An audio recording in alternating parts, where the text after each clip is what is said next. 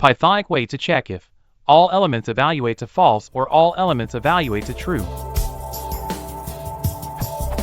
I want the results of the function to be all values evaluate to false, none, 0, empty string dash true.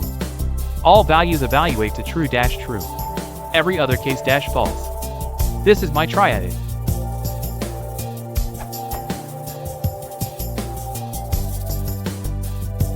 Bonus. What should this function be named?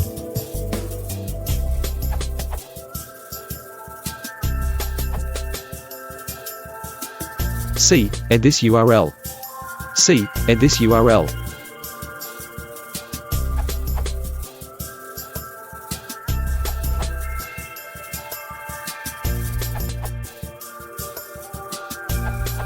Piggybacking on Ignacio Vasquez-Abrams' method, but we'll stop after first mismatch. While using not reduce, operators that X or S would be simpler. It does no short-circuiting.